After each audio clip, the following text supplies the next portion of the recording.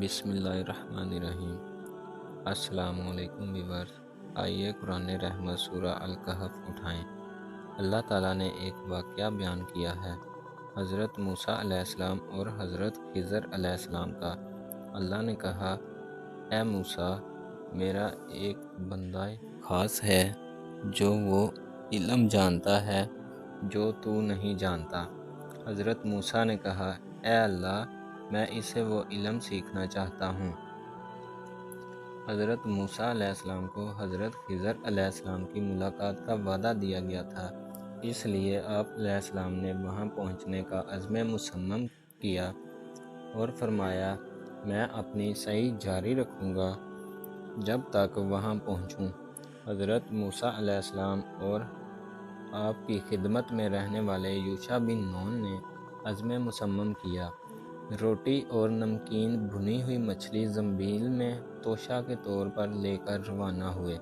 بحر فارس اور بحر روم کی جانب مشرق میں وہ مقام ہے جہاں حضرت موسیٰ علیہ السلام کو حضرت خضر علیہ السلام کی ملاقات کا وعدہ دیا گیا تھا، جہاں ایک چٹان تھی اور دونوں حضرات آرام کی غرض سے وہاں لیٹ گئے اور مصروف خواب ہوئے۔ بھنی ہوئی مچھلی زنبیل میں زندہ ہو گئی اور تڑپ کر دریا میں گر گئی اور محراب سی سرنگ بنا لی۔ یوشع کو بیدار ہونے کے بعد حضرت موسیٰ علیہ السلام سے اس کا ذکر کرنا یاد نہ رہا اور چلتے رہے یہاں تک کہ دوسرے روز کھانے کا وقت آیا تو انہوں نے مچھلی کو نہ پایا۔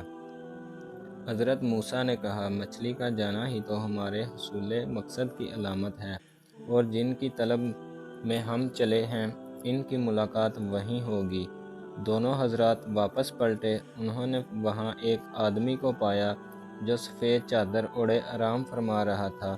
یہ حضرت خضر علیہ السلام تھے۔ حضرت خضر علیہ السلام کو دیکھا کہ سفید چادر میں لپٹے ہوئے ہیں تو آپ نے انہیں سلام کیا۔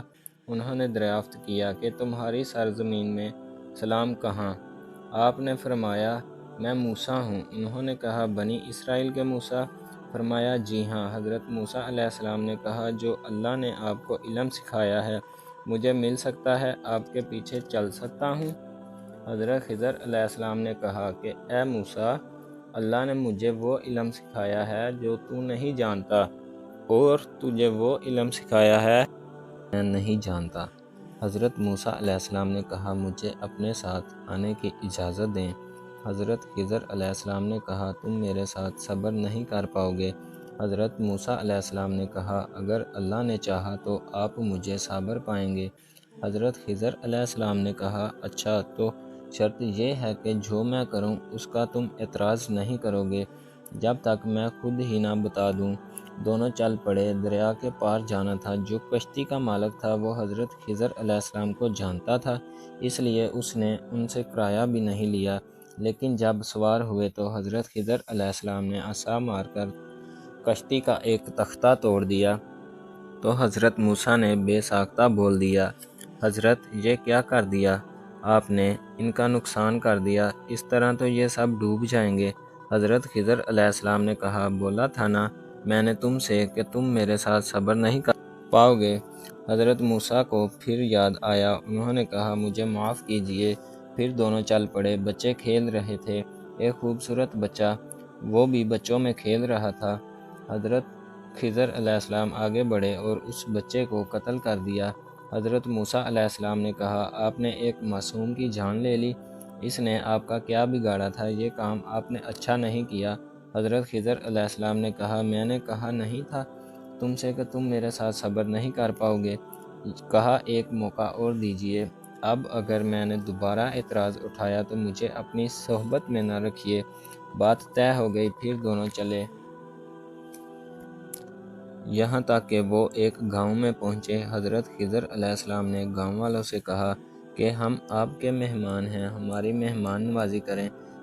تو گاؤں والوں نے کھانا دینے سے انکار کر دیا۔ تو وہاں ایک دیوار تھی جو گرنا چاہ رہی تھی۔ حضرت خضر علیہ السلام نے اس دیوار کو دوبارہ سے صحیح کر دیا۔ تو حضرت موسیٰ علیہ السلام نے کہا، اگر آپ چاہتے تو اس کام پہ گاؤں والوں سے معاوضہ لے لیتے۔ حضرت خضر علیہ السلام نے کہا، اب بس تم میں اور مجھ میں اب علیحدگی ہے، تم نے یہ اعتراض کر دیا۔ حضرت موسیٰ کو یاد آیا کہ یہ بھی اعتراض ہو گیا۔ اب میں ان 3 باتوں کی حقیقت تمہیں بتاتا ہوں جس پر تم صبر نہ کر سکے۔ وہ کشتی ایک غریب آدمی کی تھی جو ان کی روزی کا ذریعہ تھی۔ وہاں ایک بادشاہ تھا جو ہر کشتی زبردستی اپنے قبضے میں لے لیتا تھا۔ میں نے کشتی کو داغدار کر دیا کہ وہ اسے چھوڑ دے، اور رہی بات اس بچے کی، اس کے والدین مومن تھے۔ ہمیں ڈر تھا کہ بچہ بڑا ہو کے ان دونوں کو سیدھے راستے سے ہٹا کر کافر نہ کر دے۔ اس کے بدلے اللہ انہیں ایک نیک اور صالحہ اولاد عطا فرمائے گا۔ اور تیسری بات اس دیوار کی ہے، اس کے نیچے یتیم بچوں کا خزانہ تھا، اور ان کا باپ پرہیزگار تھا۔ ہم نے اس کے اوپر دیوار کھڑی کر دی جب تک وہ اس قابل نہیں ہو جاتے کہ یہ خزانہ نکال کر صحیح راہ میں خرچ نہ کریں۔ اتنی دیر تک یہ دیوار نہیں ٹوٹے گی۔ جزاک اللہ خیرا۔ مجھے اپنی دعاؤں میں